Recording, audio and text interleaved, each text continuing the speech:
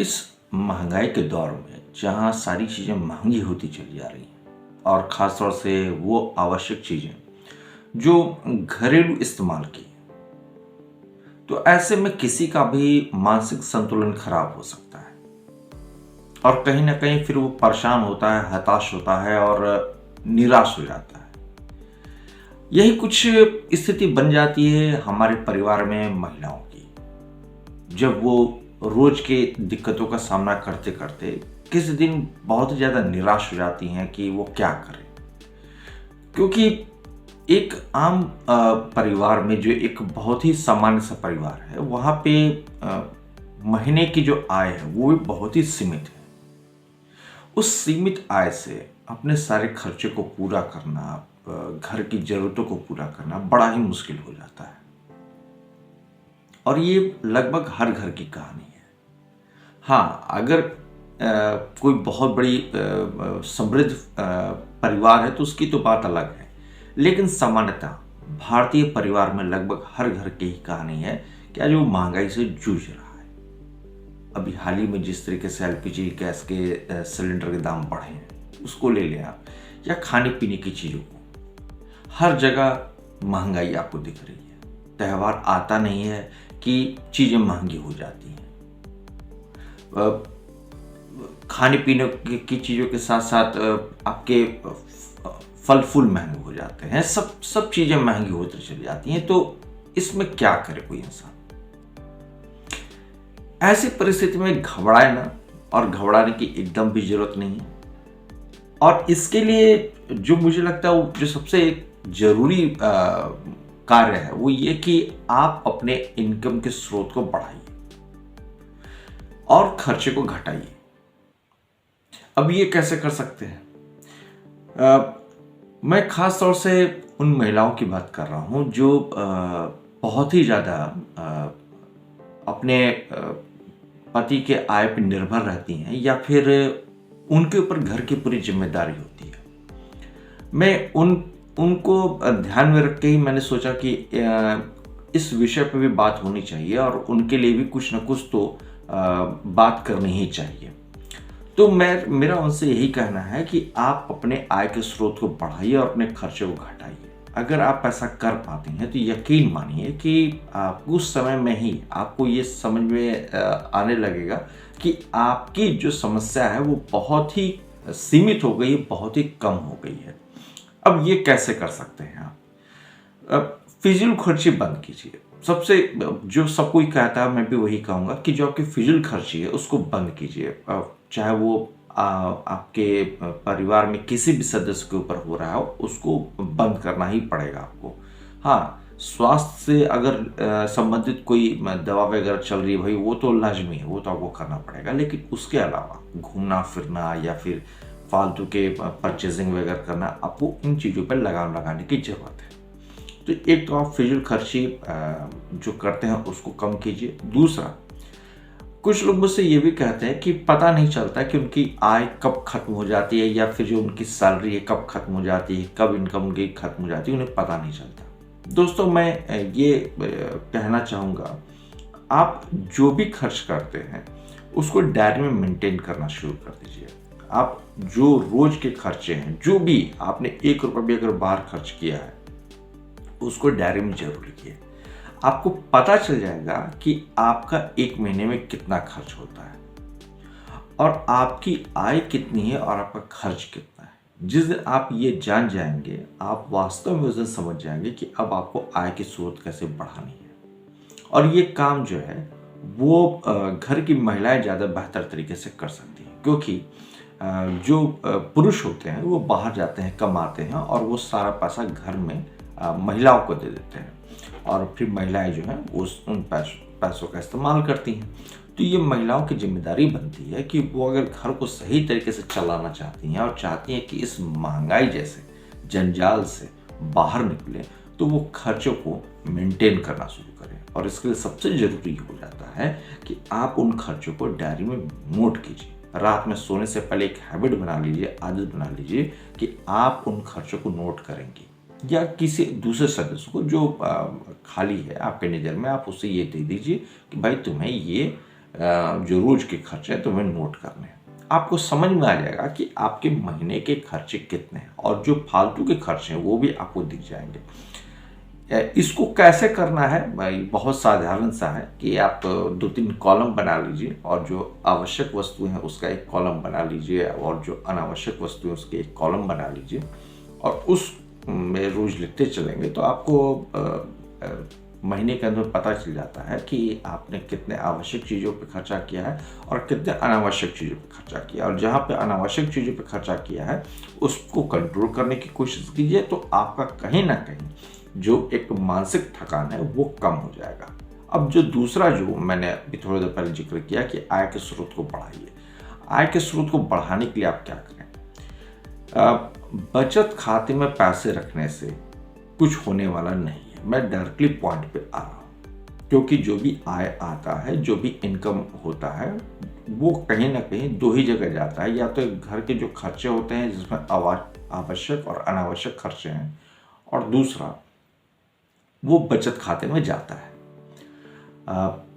बचत खाते में पैसे रखने का कोई अब फायदा नहीं है मेरे हिसाब से। मैं ये नहीं कह रहा कि अब आपको सारे पैसे निकाल लेने चाहिए और उसे घर में या फिर इधर उधर कर देना चाहिए।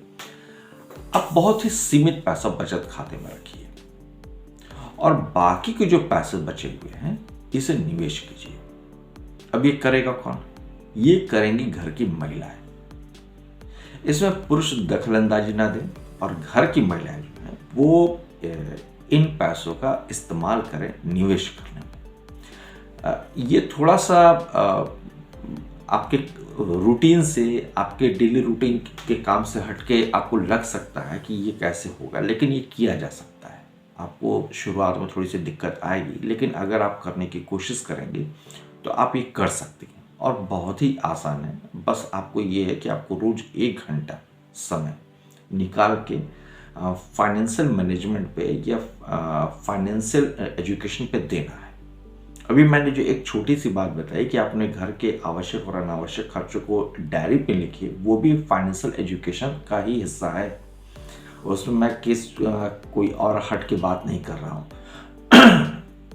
अगर आप ये करने लगते हैं तो यकीन मानिए कि आप कुछ समय बाद आपको लगेगा कि आपने न सिर्फ अपने आय के स्रोत को कई गुना बढ़ा लिया है, इसके साथ साथ आपको ये भी लगेगा कि अब आपकी जिंदगी काफी ज्यादा आनंदमय है और काफी ज्यादा आप खुश हैं। पहले के मुकाबले अब आप काफी ज्यादा कम स्ट्रेस लेती हैं या आपको कम टेंशन होता है और आप बहुत ही ज्यादा मेंटल स्टेबल हो चुकी हैं। अगर आप ये कहते हैं कि आपके पास समय नहीं है तो बस मैं यही कहूँगा कि 2-3 घंटा जो रोज का समय निकल जाता है हमें एक दूसरे से फालतू की बात करने में, यकीन मानिए ये हर घर की कहानी है, मिडिल क्लास की कहानी है कि एक दूसरे से शिकायत करने में जो समय निकल जाता है, अगर उस 1-2 घंटे का समय आप फाइनेंशियल मैनेजमेंट या फाइनेंशियल एजुकेशन पे दें तो आप कहीं बेटर कर सकती हैं इन कंपैरिजन टू कि आप अपने ग्रहों को खराब कर रही हैं। मैं टू द पॉइंट बात करूंगा, हो सकता है कि मेरी बातें कुछ लोगों को बुरी लग जाए, लेकिन हकीकत है ग्रहों को खराब करने से ज़्यादा अच्छा है कि अपने घर को संवारिए और घर को बना लीजिए। और इसके लिए बहुत ज़रूरी है कि महिलाओं का फाइनेंशियल मैनेजमेंट पे अच्छा पकड़ हो, फाइनेंशियल एजुकेशन पे अच्छा पकड़ हो, तभी वो ऐसा कर सकती हैं। अदरवाइज ये संभव नहीं हो पाएगा, क्योंकि पुरुष बाहर काम कर रहा है, वो घर पर थका आता है और उससे अगर आप कहेंगे कि फिर वो बैठ के काम करे तो उसके लिए थोड़ा मुश्किल हो सकता है। लेकिन आप दिन भर का 1-2 घंटा समय निकाल सकते हैं। अब आप कहेंगे कि अगर हम फ्रीलांसिंग करना चाहते हैं तो आप फ्रीलांसिंग कीजिए, उसमें कोई दो राय नहीं है। अगर आप घर बैठे बैठे फ्रीलांसर बन सकती हैं या फ्रीलांसिंग देती हैं तो बहुत अच्छी बात है। लेकिन अगर आप इससे हट के और तेजी से और रफ्तार में पैसा कमाना चाहते हैं तो निवेश बहुत ही एक अच्छा ऑप्शन है। अब निवेश कहाँ करें? सामान्यतः हमारे भारतीय समाज में महिलाएं जो है वो सोने वगैरह में निवेश करती हैं। ये मैंने देखा है कल्चर, और बहुत हजारों साल से ये चीज़ें होती चली आ रही हैं कि हमारे देश की जो महिलाएं हैं वो सोने वगैरह में ज़्यादा निवेश करती हैं। इसके साथ साथ आप अगर थोड़ा सा फाइनेंशियल एजुकेशन सीख लें तो आप स्टॉक मार्केट में इन्वेस्ट कर सकते हैं। अब आप कहेंगे ये स्टॉक मार्केट रिस्की होता है। मैं स्टॉक मार्केट में आपको इंट्रा डे ट्रेडिंग के लिए नहीं कह रहा हूँ, इस बात को आप समझ लें। मैं आपको स्टॉक मार्केट में SIP के लिए कह रहा हूँ, मैं आपको स्टॉक मार्केट में म्यूचुअल फंड के लिए कह रहा हूँ, मैं आपको स्टॉक मार्केट में मेटल परचेज करने के लिए कह रहा हूँ। आपको इंट्राडे ट्रेडिंग नहीं करनी है। और मेटल में भी कौन सा मेटल खरीदना है उसकी चर्चा भी मैं करूंगा। लेकिन आप जिस गोल्ड को परचेज करती हैं मार्केट से और उसके बाद उस गोल्ड को आप बैंक में रखते हो या फिर उस गोल्ड को अपने घर के लॉकर में रखते हो ये सोच के कि कल को हम इससे बेच के पैसे कमा लेंगे, बहुत अच्छी सोच है, आप अच्छा कर रहे हो। लेकिन ये उतना आपको इसे कन्वर्ट करने में थोड़ा समय लगेगा। और दूसरी बात मैं आपको एक बात बताता हूँ, जो भी गोल्ड घर में खरीदा जाता है वो फिर मार्केट में सेल होने के लिए नहीं जाता है, वो घर में ही पड़ा रहता है। या तो महिलाएं खुद पहनती हैं या फिर उनके आने वाले जो बच्चे होते हैं उनको वो शादी वगैरह में देती हैं। ये बहुत अच्छी बात है, बहुत अच्छा ट्रेडिशन है कि आप गोल्ड में इन्वेस्ट कर रही हैं। लेकिन अगर गोल्ड का भाव नीचे गया तो फिर क्या करेंगे आप? हो सकता है कि गोल्ड का भाव का नीचे जाए। वो क्यों संभव है? वो इसलिए संभव है क्योंकि गोल्ड जो है वो पूरी तरीके से डॉलर के साथ ऊपर नीचे करता रहता है। आपको ये सारी बातें थोड़ी सी सुन के अजीब लगेंगी, लेकिन अगर डॉलर एक्टिव है तो गोल्ड पे जो रिटर्न है वो उतना एक्टिव नहीं होता है। और अगर डॉलर जो है वो मंदी के दौर से गुजर रहा है तभी आपको जो है गोल्ड पे ज़्यादा फायदा देखने को मिलता है। तो आप जो गोल्ड पे इन्वेस्ट कर रहे हो वो अच्छा करते हैं, लेकिन इसके साथ साथ अगर संभव हो तो आप सिल्वर पे भी इन्वेस्ट कीजिए। मैं आपसे यही कहना चाह रहा हूँ, सिल्वर को आप कमजोर मत समझिए, आप सिल्वर पे भी इन्वेस्ट कीजिए। और जहाँ तक आप एक जो बात है कि हम सिर्फ और सिर्फ मार्केट जाके गोल्ड परचेज कर लेंगे और हम जो है एक इन्वेस्टर्स बन जाते हैं, तो मैं आपको एक बात और बताता हूँ, आप मेरी इस बात को समझने की कोशिश करें। आपको गोल्ड 100 रुपये, 200 रुपये, 500 रुपये, 1000 रुपये में मिलने वाला नहीं है जब तक कि आपके पास एक अच्छा पैसा नहीं हो जाता है। अगर आप शेयर मार्केट में उतरते हैं, अगर आप म्यूचुअल फंड के मार्केट में जाते हैं तो 100% आपको वहां पे 100, 500, 1000 में आपको शेयर मिल जाते हैं। आप उसके थ्रू अपने इनकम को बढ़ाइए और जब इनकम बढ़ जाए तो उसको फिर जाके मार्केट में इन्वेस्ट कीजिए, गोल्ड में लगाइए। मेरे कहने का मतलब यही है। मैं उन महिलाओं के लिए कह रहा हूं जो महीने का 100 रुपये, 150 रुपये, 200 रुपये ही बचा पाती हैं, ज़्यादा नहीं बचा पाती हैं। वो इस काम को बेहतर तरीके से कर सकती हैं और वो जानती हैं कि उनके हाथ में महीने के लाखों रुपए नहीं बचते हैं, उनके हाथ में महीने के कुछ 1000 रुपये ही बचते हैं। और वो आप 1000 रुपये को अगर आप चाहें तो शेयर मार्केट में लगा के फिर आप उसे गोल्ड में इन्वेस्ट करें। अगर आप करना चाहते हैं तो गोल्ड में कीजिए, सिल्वर में कीजिए, फिर किसी और मेटल में कीजिए, लेकिन शुरुआत यहाँ से कीजिए। अच्छा, अगर आप ये भी अगर आपके दिमाग में ये बात भी चलती है कि आपको सही गोल्ड की पहचान नहीं है, होता है कि सही गोल्ड की पहचान नहीं होती है, तो आप फिर इसके लिए एक्सचेंज ट्रेडेड फंड में जाइए और वहाँ पे आप बॉन्ड परचेज कीजिए। गोल्ड के बॉन्ड परचेज कर लीजिए, सिल्वर के बॉन्ड परचेज कर लीजिए, आपको मिल जाएंगे। आपको फाइनेंशियल मार्केट में तो आपको पास इतने ऑप्शंस होते हैं कि जहाँ पे चीट होने का कोई चांस नहीं होता है। मैं रजिस्टर्ड जो ब्रोकर्स होते हैं मैं उनकी बात कर रहा हूँ, मैं जो नॉन रजिस्टर्ड ब्रोकर्स हैं मैं उनकी बात नहीं कर रहा। जैसे आपका अप स्टॉक्स हो गया, एंड मनी हो गया, कॉन्स DCX हो गया, ये सारे के सारे जो हैं ये रजिस्टर्ड ब्रोकर्स होते हैं। आप इनके माध्यम से स्टॉक मार्केट में जाइए, ETF में जाइए, MCX में जाइए, आपको जो करना है सो कीजिए, लेकिन आप बचत खाते में पैसा रखने से ज़्यादा बेहतर है कि आप उसमें निवेश कीजिए। मेरे कहने का मतलब यही है।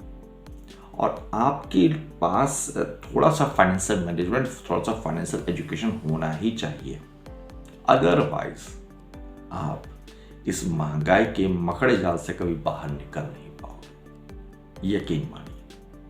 और ये हमेशा ही आपको परेशान करता रहेगा।